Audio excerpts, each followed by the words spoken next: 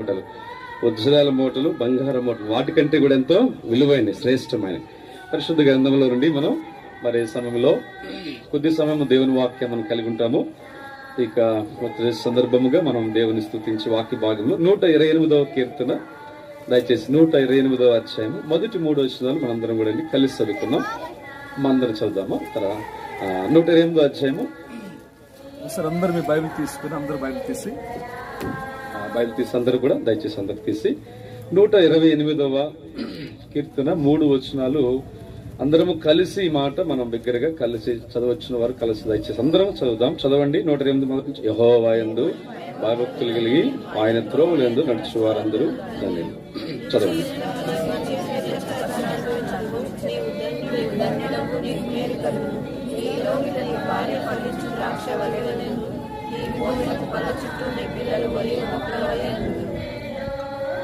మంచిది.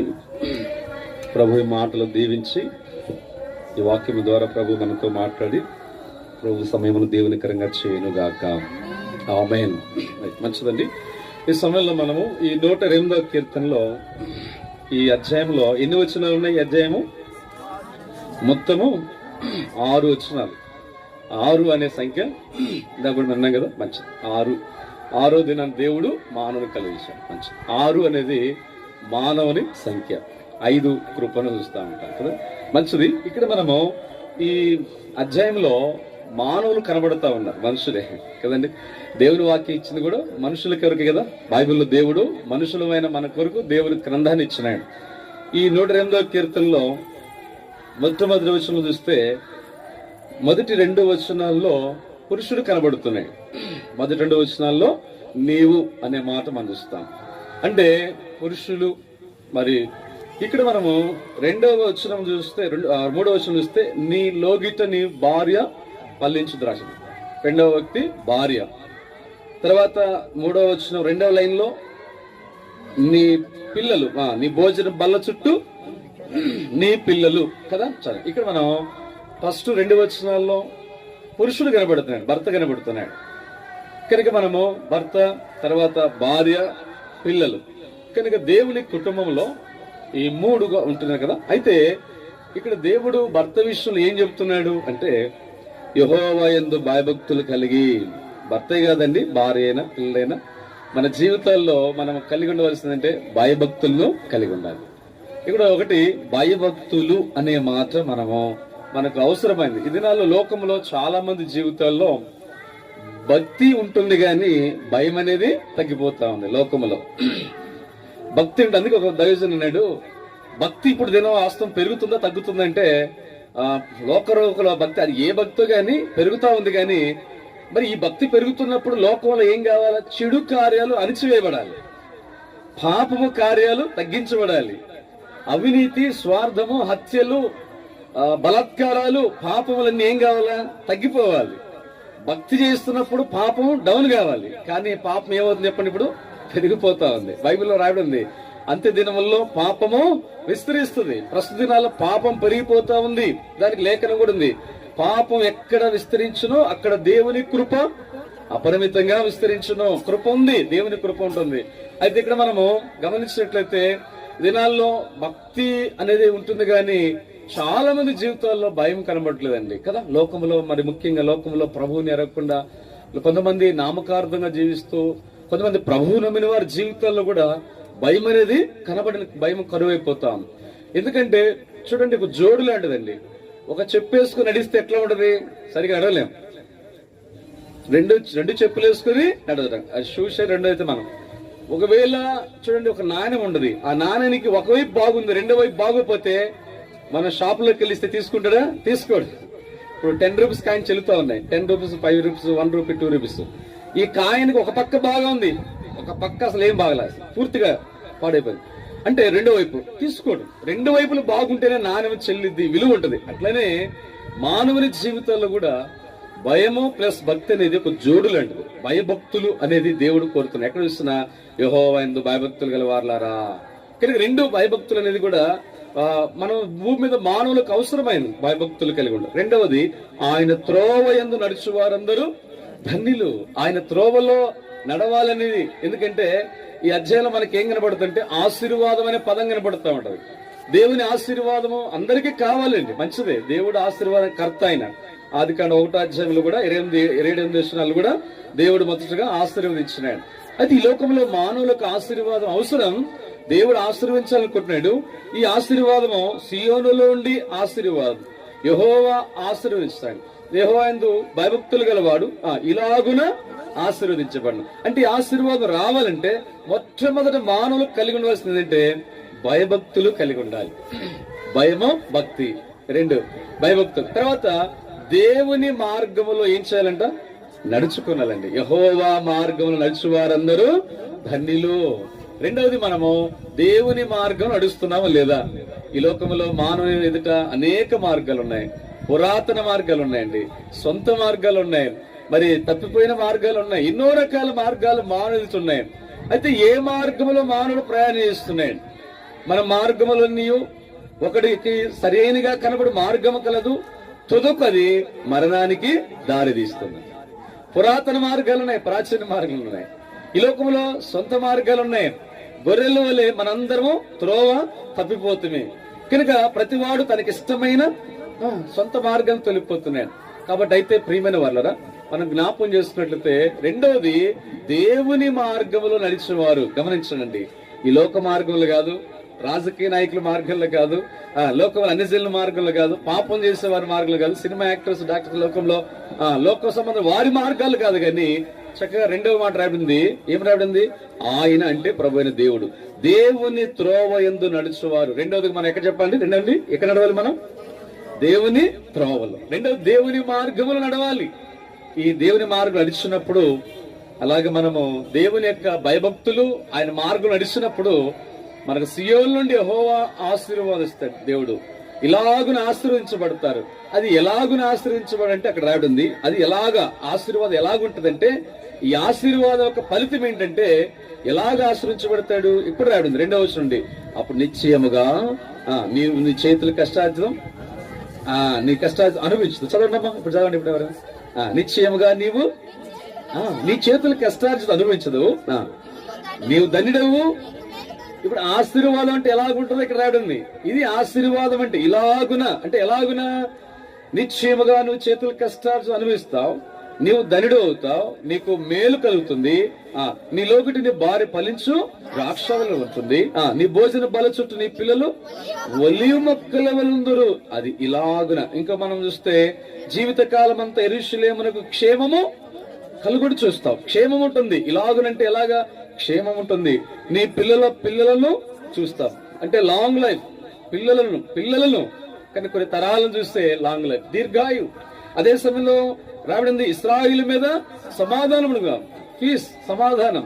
కనుక ఇది ఆశీర్వాదం. ఇలాగున ఆశీర్వించబడతారు. ఎలాగా ఆశీర్వించడం అంటే నిశ్చయముగా నువ్వు నీ చేతుల కష్టార్జితం అనుభవిస్తావు, నువ్వు ధనుడవు, నీకు మేలు కలుగుతుంది, నీ భార్య ఫలించు ద్రాక్షలు ఉంటుంది, నీ పిల్లలు భోజన బల చుట్టూ ఒలివ మొక్కలు ఉంటారు, నీ జీవిత కాలం అంతా క్షేమం చూస్తావు, నీ పిల్లలను చూస్తావు, నీ మీద సమాధానం ఉంటుంది. ఇలా ఇది ఆశీర్వాదంలో ఇక్కడ భాగం. బైబిల్లో రకరకాల చాలా ఆశీర్వాదాలు ఉన్నాయి, పరసంబంధన, భూసంబంధన. కానీ ఈ అధ్యాయంలో ఉన్న ఆశీర్వాదం మనం చూస్తున్నాం. అయితే ఒక పదాన్ని మనం ధ్యానం చేద్దాము. ఈ రాత్రికాలం మనం పదం ఏంటంటే, దయచేసి చూడండి, ఇప్పుడు చదవండి. 128 3వ విషయం చదవడము. ఎవరైనా? నీ లోగిట నీ భార్య ఫలించు ద్రాక్షవల్లి ఉండును, నీ భోజన బల్ల చుట్టూ నీ పిల్లలు ఒలీవ మొక్కల వలె నుందురు. ఇందాక మనం చూస్తున్నాం, బ్రదర్ గారు కూడా చెప్తూ వచ్చారు, మంచిది. ఇక్కడ కుమారులు ఎదిగిన మొక్కల వలె, కుమార్తెలు అయితే నగరకై చెప్పండి మూల స్తంభాలు అన్నారు. కుమారు ఎదిగిన మొక్కల వలె అన్నాడు. ఇక్కడ మనం చూస్తే నీ పిల్లలు అన్నాడు. పిల్లలు అనే పదము వాళ్ళు మగ పిల్లలు కావచ్చు, ఆడపిల్లలు కావచ్చు, ఏ పిల్లలైనా కావచ్చు. అయితే ఈ పిల్లలు ఎలాగుంటారని దేవుడు చెప్తున్నాడు? ఒలీవ మొక్కలు. చెప్పండి, ఏ మొక్కలండి? ఒలీవ మొక్కలు. బైబిల్లో చాలా మొక్కలు ఉన్నాయి. బైబిల్లో ఇశ్రాయేలుకు ప్రాముఖ్యమైనది ఏంటంటే మనం చూస్తాం, లెబానోను దేవదారు, యెరూషలేం కట్టడానికి దావీదు రాజనగరు, తర్వాత సొలొమోను ఆయన కట్టడానికి కొరకు ఆయన నివసించే స్థలము, నివాస స్థలానికి దేవదారు మ్రానులతో కడుతూ వచ్చారు. మన ప్రాంతంలో టేకు, ఏగేసి, మద్ది కొన్ని మంచి విలువైన ఉన్నాయి. దీనికంటే మించిన ఏంటంటే లెబనాన్ దేవదారు మ్రానులు చాలా విలువైనవి. ఆ లెబనాన్ దేవదారులు ఉన్నాయి. తర్వాత ఇశ్రాయేలు కలిగి ఉన్న మొక్కలు ఏంటంటే శ్రేష్టమైన ద్రాక్ష, అంజూర, ఒలివ, ఇవి శ్రేష్టమైన ఇశ్రాయేలు మొక్కలు. అయితే మనం దేవుడు ఏ మొక్కల వల్ల ఉంటారని చెప్తున్నాడు. దేవుడు ఒలివ మొక్కల వలె ఉంటాను అంటే ఒలివ మొక్కల వలె ఉండాలని దేవుని ఆశ. అవునా? పరిశుద్ధాత్మ దేవుడు రాయించినాడు. అంటే దేవుని ఉద్దేశం ఏంటంటే దేవుడు అంటున్నాడు ఈ కుటుంబంతో నీ పిల్లలు, మరి సహోదరు మోహన్ రాన్న రత్న కుమార్ అక్కతో అంటున్నాడు. అంటే వాళ్ళతో నీ పిల్లలు, సహోదరు వారికి ఇచ్చిన బిడ్డలు మెరిసి కమలు. అలా ఇక్కడికి చేరి వచ్చిన మన జీవితాల్లో అంటే ఈ భూమి మీద ఉన్న ప్రపంచంలో సార్వత్రిక సంఘంలో దేవుడు ఆశించంటే మీ పిల్లలు ఏ కుటుంబం అయితే ఉన్నారో ఆ కుటుంబంలో ఉన్న పిల్లలు ఒలీవల మొక్కలలో ఉందరని ఎవరు చెప్తారంటే ఈ కీర్తన రాసింది ఎవరు? ఇక్కడ రాజైన సొలొమోను రాస్తూ వచ్చాడు. సొలొమోను అంటున్న ఈ మాట చెప్పండి, ఎవరు చెప్తున్నారు? దేవుడు చెప్తున్నాడు. సొలొమోను ద్వారా రాయబడింది, పరిశుద్ధాత్మ దేవుడు రాయించినాడు. అంటే దేవుడు ఏం చెప్తున్నాడంటే సొలొమోనుతో రాయిస్తూ నీ పిల్లలు ఒలీవ మొక్కలలో ఉందరు అంటే దేవుని ఉద్దేశం ఒలీవ మొక్కలు. మనం బైబిల్లో వస్తే న్యాయాధిపతుల మొక్కలు కొన్ని మొక్కలు ఉన్నాయండి. ఎక్కడేంటంటే ఏ మొక్కలు ఉన్నాయంటే బైబిల్ న్యాయాధిపతులు వస్తే అక్కడ కొన్ని ముండ్ల చెట్లు ఉన్నాయంట. ముండ్ల చెట్లు ఉన్నాయి, పిచ్చి చెట్లు ఉన్నాయి. బైబిల్లో పిచ్చి చెట్లు ఉన్నాయి. వారిలో ముండ్ల చెట్లు వల్లే ఉందరు. కాబట్టి ఈ లోకంలో చాలా మంది మనుషులు ఎలాగో తెలుసా, కనుదృష్టి యేసుప్రభు కనుదృష్టి మీద చూసినప్పుడు ప్రభు మొదట బాగా చేసినప్పుడు కొంత స్పష్టంగా అప్పుడు క్లియర్ రాలేదు. అయ్యా చూస్తే ఈ మనుషులు ఎట్లా కనబడుతున్నారంట, చెట్లు వల్లే కనబడుతున్నారండి. అంటే మనుషులు చెట్లులా కనబడుతున్నారు. బైబిల్లో మనుషులు చెట్లతో పోల్చినాడు దేవుడు కదండి. ఇక్కడే రాబడింది కదా, పిల్లలు ఒలీవల మొక్కల వల్లే ఉందరు అంటే కొంతమంది చెట్లతో పోల్చినాడు. వారిలో మంచి వారు ముండ్ల చెట్లు వల్లే ఉంటదంట. ఏ చెట్లు అంట? ముండ్ల చెట్లు. గమనించండి, మనము ముండ్ల చెట్లు వల్ల ఉండకూడదు. దేవుడిచ్చిన పిల్లలు కూడా ముండ్ల చెట్లుగా ఉండకూడదు. చాలా మంది బ్రహ్మజముడు, కంప చెట్లు, పిచ్చి చెట్లు, ఎంతో భయంకరమైన హాని చేసే చెట్లు ఉన్నాయి. అలాంటి చెట్లు కాదు. కానీ దేవుడు ఆశించంటే ఆయన చెప్పేది ఏం తెలుసండి, ఒలీవ మొక్కల వల్లే ఉండరు. కనుక ప్రభు స్తోత్రం మనం చేస్తే దేవుడు ఎంతగా ఆశిస్తున్నాడంటే ఆయన గొప్ప సంకల్పం ఏంటంటే ఒలీవ మొక్కల వల్లే ఉంటారంటున్నాడు. కాబట్టి మరి ఈ రీతిగా మనము జన్మదినం జరుపుకున్న మెర్సీ బిడ్డ విషయంలో కూడా బిడ్డలు వారు కానీ చేరవచ్చిన మన బిడ్డల విషయాల్లో దేవుడు ఒలీవ మొక్కల వల్ల ఉండాలని ఆశిస్తున్నాడు. ఇది దేవుని ఆశ, దేవుని కోరిక. ఎందుకు దేవుడు ఒలీవ మొక్కల వల్ల ఉండాలని చెబుతున్నాడు? ఇప్పుడు గమనించండి, దేవుడు చెప్పినాడు ఇలాగున ఆశీర్వాదం అన్నాడు. అది ఎలాగో మనం చూస్తున్నాం. ఏ మొక్కల్లాగా ఉండాలని దేవుడు ఆశిస్తున్నాడు పిల్లలంటే ఒలీవ మొక్కల్లాగా ఉండాలని చెప్పినాడు.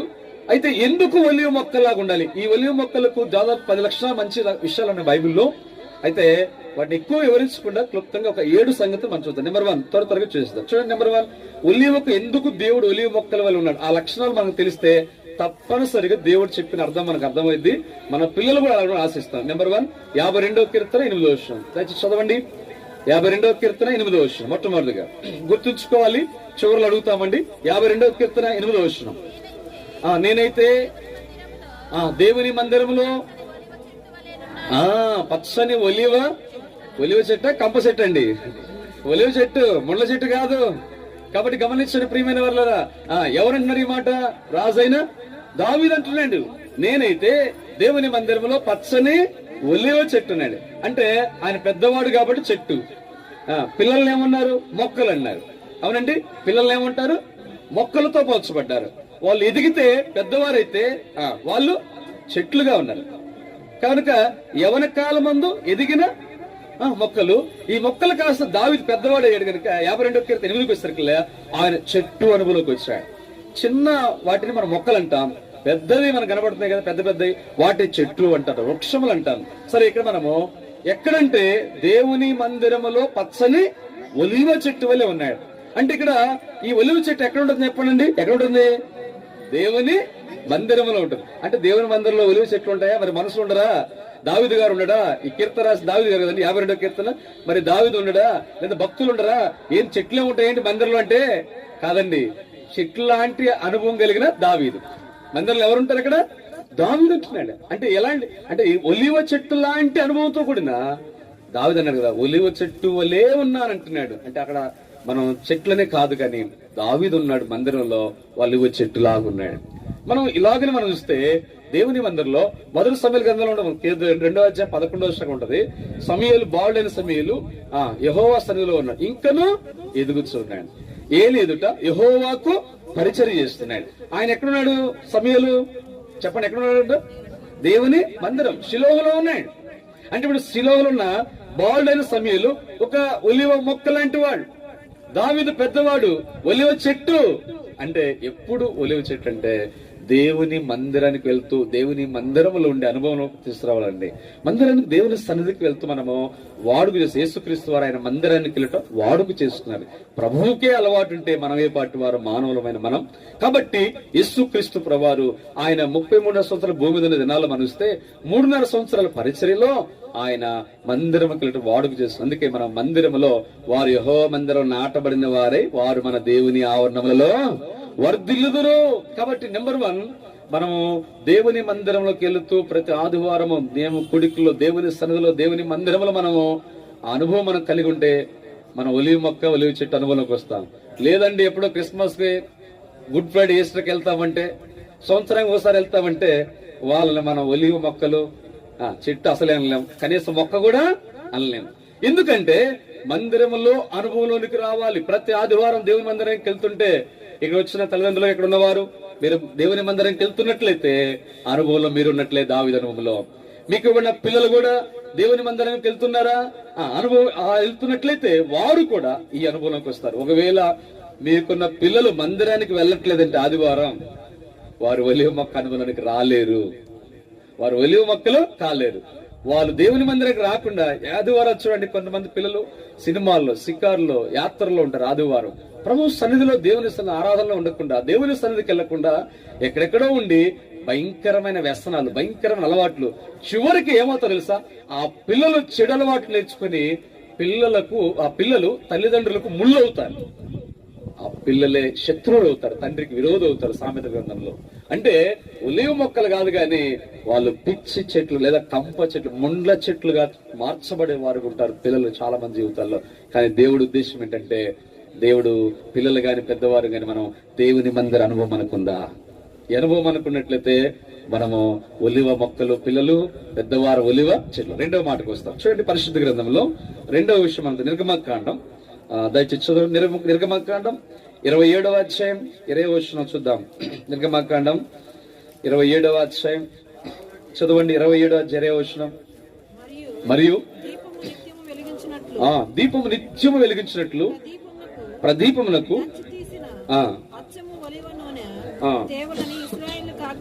చూడండి, గమనించండి. 2వది గమనిస్తే ఎందుకు దేవుడు ఒలివ మొక్కల వలె పిల్లలు అన్నాడు? ఈ ఒలివ మొక్కలకు లక్షణాలు ఏంటంటే, ఒకటి దేవుని మందిరం అనుభవం కలిగి ఉండే అనుభవం ఎవరి జీవితాల్లో తల్లిదండ్రులుగా పిల్లలుగా ఉంటుందో వారు అనుభవం ఈ అక్షరాన్ని బట్టి వస్తారు. 2వది ఎవరంటే 20 రాడుంది, దీపం నిత్యం వెలుగుచున్నట్లు ఏం చేయాలంట?